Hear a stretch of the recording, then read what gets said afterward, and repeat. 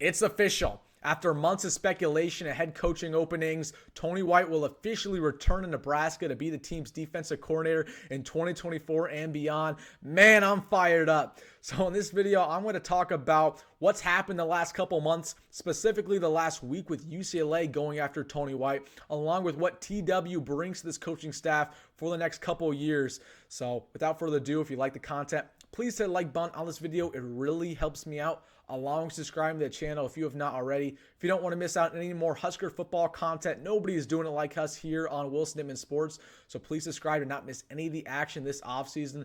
But let's just jump right into it. And man, oh man, what a roller coaster this has been over the last couple of months. This all started in about December when Nebraska's season ended and a couple head coaches got fired. We saw Tony White drew a lot of interest from San Diego State, place that he previously was as a coach. He got some interest from Syracuse, where he was as a defensive coordinator before Nebraska. San Jose State also was interested in Tony White, but it looked like they passed on him a couple times. And for a long time, it looked like, oh, it's official. Tony White will be back at Nebraska, no problem. He signed an extension with the Cornhuskers, but that all halted about a week ago when UCLA moved on from Chip Kelly. He voluntarily goes over to Ohio State to be their next offensive coordinator. And a lot of people off the gate assumed that Tony White would be a top candidate for the Bruins. And if you're not familiar with that situation at all, Tony White was a graduate from UCLA, played there during his football career. And I know for a fact that if he got that offer, Tony White would have absolutely jumped on the opportunity to be the head coach of the Bruins. But as of today, UCLA goes in a different direction. They hired Deshaun Foster, running backs coach for the Bruins. They promote him to head coach.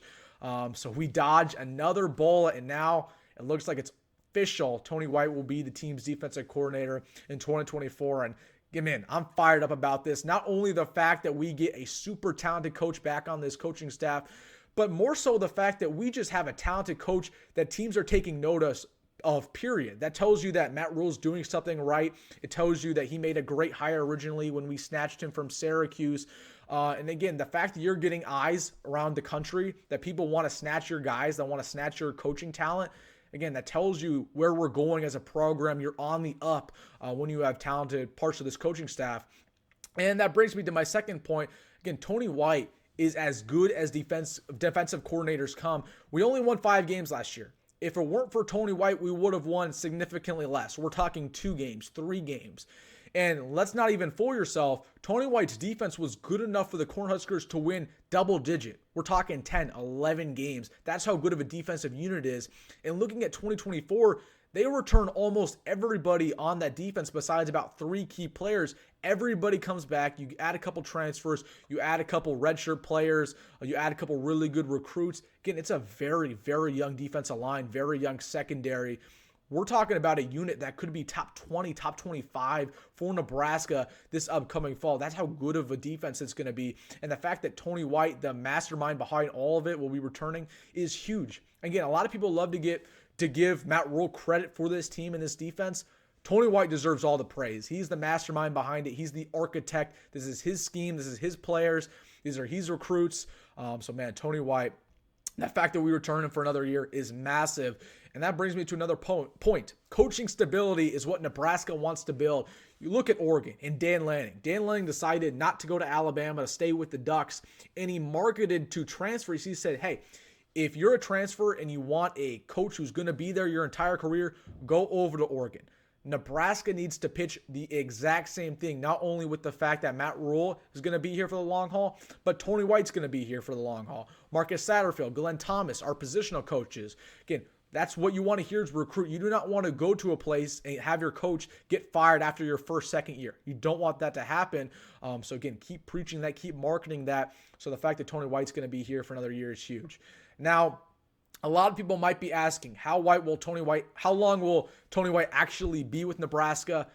I don't expect him to be here after this year. He's just that talented of a defensive coordinator, and at some point, we owe it to him. He's that talented. He deserves a head coaching job. So I truthfully do not expect him to be with the Cornhuskers after 2024. I think he deserves a head coaching job. But the reason why it's so important for him to be back, besides the fact of developing this defense further, is to get a replacement in order. We talk about coaching stability.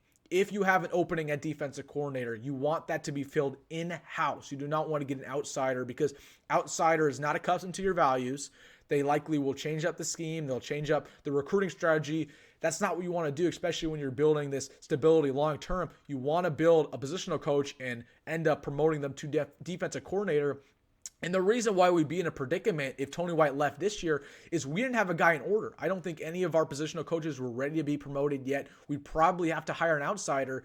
But again, another year of Tony White gets him to prep a replacement who I believe is going to be Evan Cooper, our defensive backs coach.